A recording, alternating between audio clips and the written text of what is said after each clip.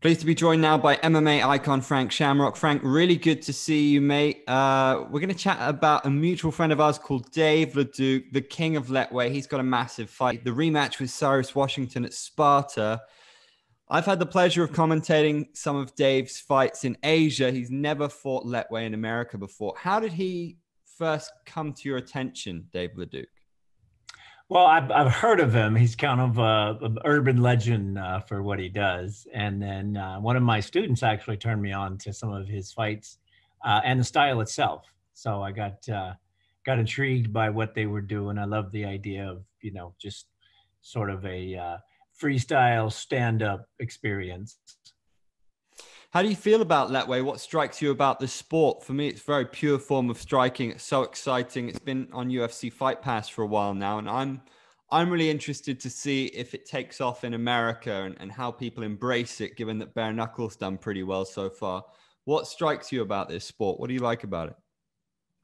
Well, honestly, I like the brutality of it. It's and I think that's something Americans will like as well. We really understand sort of the stand-up arts, and I think that was what took mixed martial arts a long time to sort of cement itself. Was it was very much a ground-based sport in the beginning. That's now changed, so I think there's huge opportunity for it. And what do you think of Dave from what you've seen of him? Why do you think this sport is so good for him? He seems like an absolute natural. Seems like he was meant to fight with nine limbs. Yeah, some people just have that bravado, that desire sort of to be in the firefight, and that's what I see from him. A lot of people, it's a natural human reaction to sort of move away from these things and to blink and to block and to save yourself. But he just wades right through that stuff in a very tactile fashion. I think that's it's something everyone wants to have, but very few people actually have it.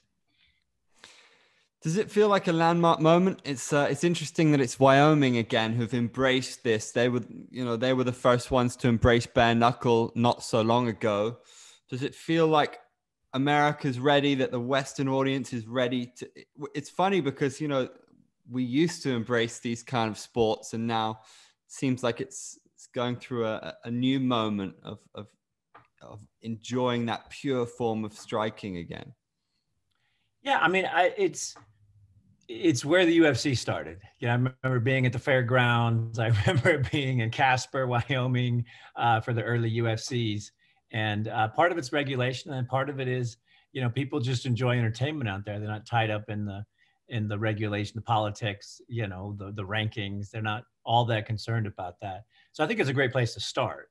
And yeah, I think America is ready. You saw with the success of bare knuckle boxing, and just I think we're primed, like I said, for fun, violent, exciting entertainment. And this certainly fits the bill. What I really like about it is the nod to and the respect of the traditional martial art, the heritage from it. And I think that's where they're going to find success, as a sport here in America, because that's really what, martial arts was the tool to getting, mixed martial arts across. All the marketing was originally to martial artists and to, sporting type guys. So I think following that same path is a recipe for success. Yeah, it's an interesting one, isn't it? How about you and headbutts? I mean, there used to be pretty much anything goes in MMA. Is it intriguing for you to see a sport where it is so permissive coming back in 2020? Yeah, I love it. I mean, I loved all, forms of combat. And to be perfectly honest, I was one of those guys that, shied away from getting hit and didn't want to get, whacked in that way. But like I said, anybody who wades into that, anybody who stands their ground, sort of stays in that zone, I think it's very exciting. And, for me, I'm a casual sports fan. I don't watch any other sports but fighting. So football's boring, basketball's boring, baseball, I fall right to sleep. But when it comes to contact sports, when it comes to, the fighting arts, those are the things that excite me. And I know there's a lot of people that, that's their vibe. So I don't, to me, it's not violent. I loved the soccer kicks back in the day. I loved, the no rules aspect of it.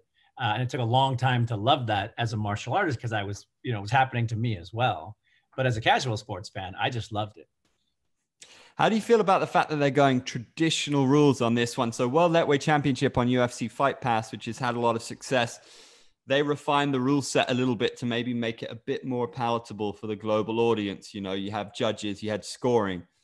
There'll be no scoring in Leduc's fight. If he knocks him out, he's going to have a chance to get up again, and then he's going to have to knock him out again, which is crazy for a lot of people. I mean, but it's really appealing for a lot of people as well. What do you make of the traditional rules that you have that chance to recover? I think that's the hook to it. And, you know, personally is, you know, like I was saying about martial arts, you know, people follow that idea, you know, of something traditional, of something real. And if we can tell that story and then have a great performance, that's to me what the real entertainment is. Because as a casual observer, I just want to know why they're doing it, what's going on, what the history is, and then what the moment is. So yeah, I mean, it's gonna, you know, knock down, drag out fight, I'm sure.